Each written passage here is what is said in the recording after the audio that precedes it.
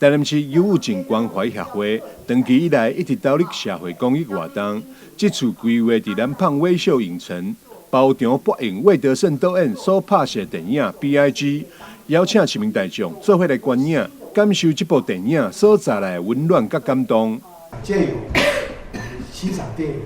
能够让我们众多的朋友去做身心上的一个调整，或是一个发展。今天谢谢各位媒体朋友能够来这边。我想，我们忧郁症关怀协会，我们想做的事情就是说，有一天啊，我们都会在我们这个土地要倒下来。但是当我们在倒下去之前，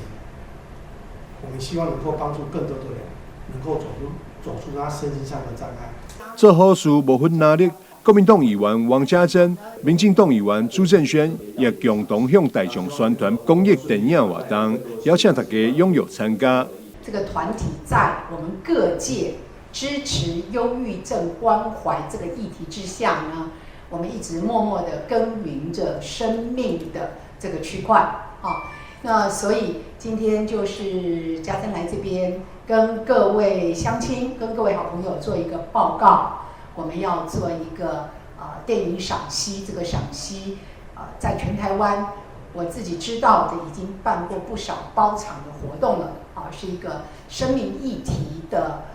动人心弦的一个电影。忧郁症关怀协会长期在我们的一些心理卫教的部分，然后在做许多的议题的倡议，那也透过跟议会的一些结合，还有包含说市府单位，持续让更多社会大众了解这个议题。那这一次也发起了这样的公益活动，然后要来一起关心一些罕见的重症的弱势儿童、弱势家庭，他们遇到的一些处境。所以透过这一次的这个，我们通过记者会来跟大家宣传其实我们忧郁症关怀协会有办理一个包场的活动，那就是希望更多的社会大众注意到，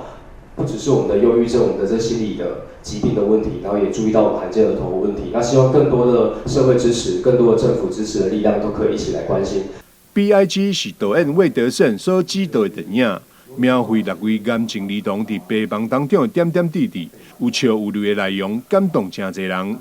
台南市忧郁症关怀协会4月28将伫咧南胖微秀影城举办 B.I.G 公益电影欣赏，欢迎对着该电影有兴趣的民众，会当向协会免费索票入场。记者张世伟采访报道。